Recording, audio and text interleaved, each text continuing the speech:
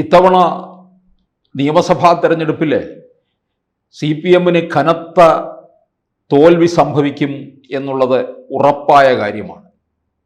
പക്ഷെ അതിലും വലിയ കനത്ത തോൽവി പാർട്ടി പ്രതീക്ഷിച്ചതുകൊണ്ടാണ് ചിലരെയൊക്കെ നേരത്തെ തന്നെ അങ്ങ് മാറ്റി നിർത്തി. കാരണം പാർട്ടിക്ക് വലിയ ദോഷമുണ്ടാക്കിയ, ഡാമേജ് സൃഷ്ടിച്ച ചിലരൊക്കെയുണ്ട്. ചില യുവ നേതൃത്വങ്ങളൊക്കെ ഉണ്ട്.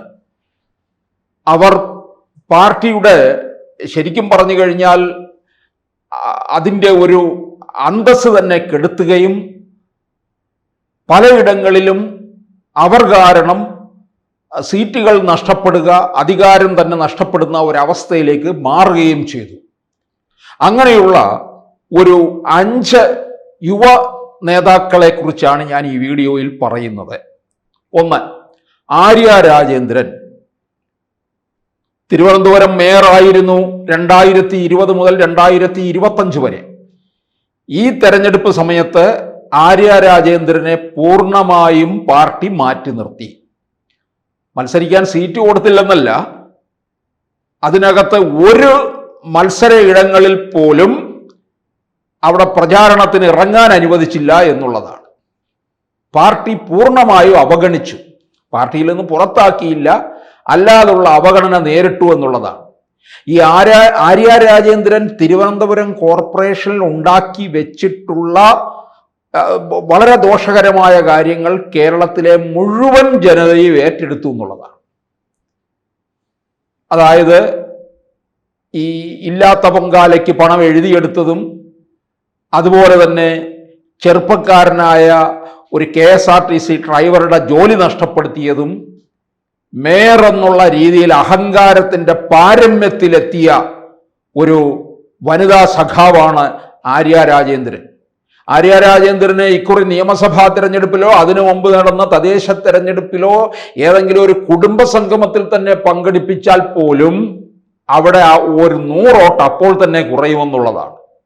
അത് പാർട്ടി മനസ്സിലാക്കി. തുടക്ക സമയത്തൊക്കെ പാർട്ടി ഇറക്കി. പിന്നീട് തിരിച്ചടി ഉണ്ടാകുന്നുവെന്ന് മനസ്സിലായപ്പോഴാണ് ആര്യ രാജേന്ദ്രനെ മാറ്റി നിർത്തിയത്.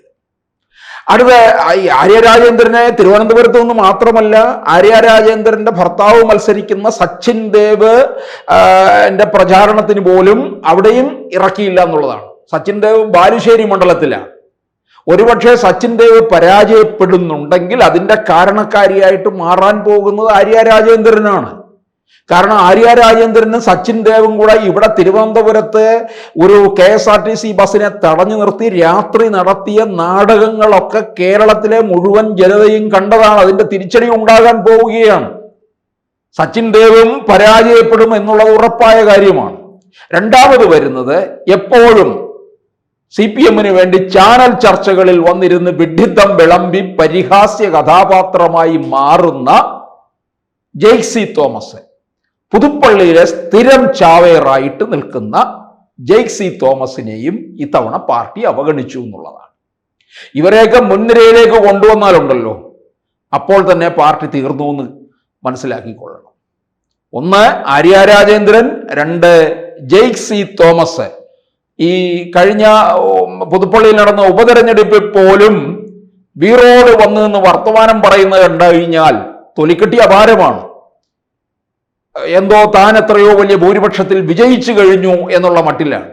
അപ്പൊ പുതുപ്പള്ളിയിലെ സ്ഥിരം ചാവേറായ ജെയ്സി തോമസിനെയും പാർട്ടി മാറ്റി നിർത്തി. എന്നിട്ട് ജെയ്സി തോമസിനെ പ്രചാരണ രംഗത്ത് നിന്ന് മാറ്റിയില്ല. എങ്ങോട്ടേക്ക് വിട്ടു? ഈ ഘടകകക്ഷികളൊക്കെ മത്സരിക്കുന്ന മണ്ഡലങ്ങളിലേക്ക് പ്രചാരണത്തിന് വിട്ടു.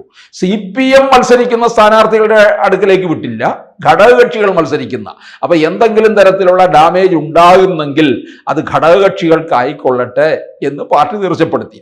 മൂന്നാമത് വരുന്നതാണ് അതിപ്രഗത്ഭയായിട്ടുള്ള കേരള സർവകലാശാലയിൽ നിന്ന് വലിയ ഒരു ഇത്രയും കാലത്തിനിടയ്ക്ക് ഉണ്ടാകാത്ത തരത്തിലുള്ള ഒരു തീസിസിൽ ഡോക്ടറേറ്റ് എടുത്ത് ഇറങ്ങിയ ഡോക്ടർ ചിന്തോ ജെറോം.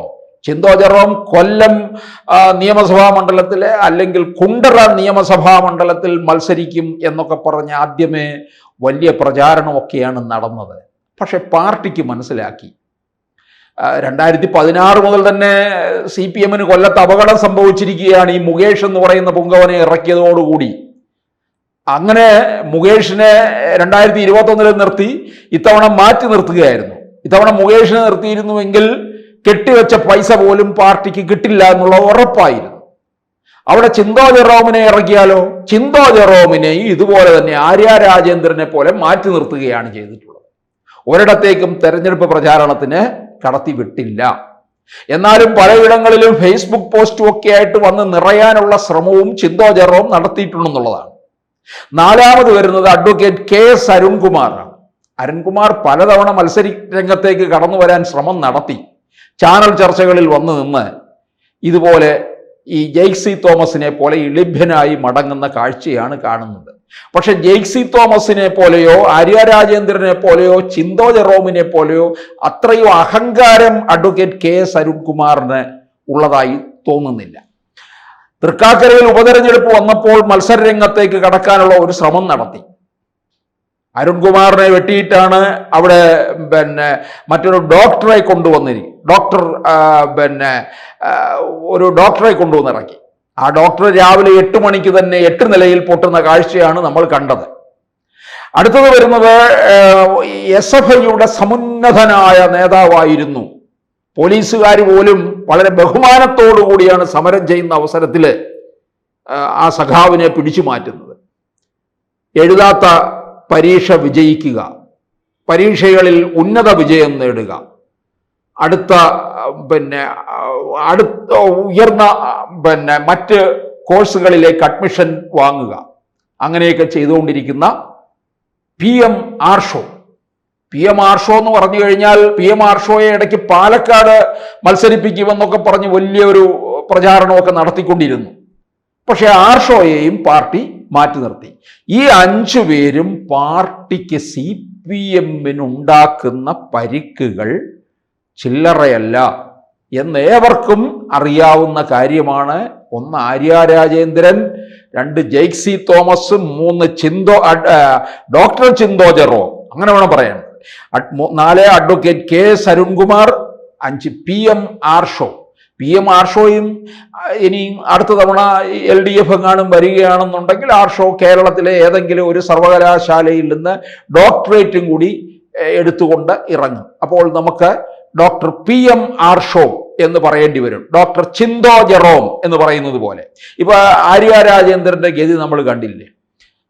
MA ബേബിയും ശിവൻകുട്ടിയും ഒക്കെ പ്രസംഗിക്കുന്നിടത്ത് വന്ന് വളരെ പിറകിൽ എവിടെങ്കിലുമൊക്കെ നിൽക്കുക മാത്രമാണ്.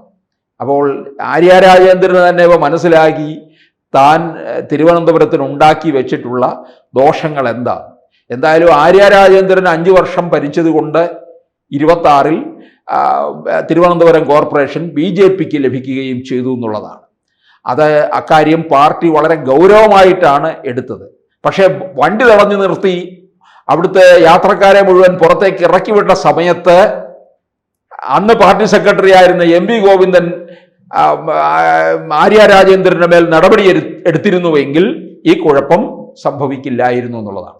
എന്തായാലും പാർട്ടി അതീവ ഗുരുതരാവസ്ഥയിലേക്ക് പോകാതിരിക്കാൻ വേണ്ടിയാണ് ഈ 5 പേരെയും മാറ്റി നിർത്തിയത്.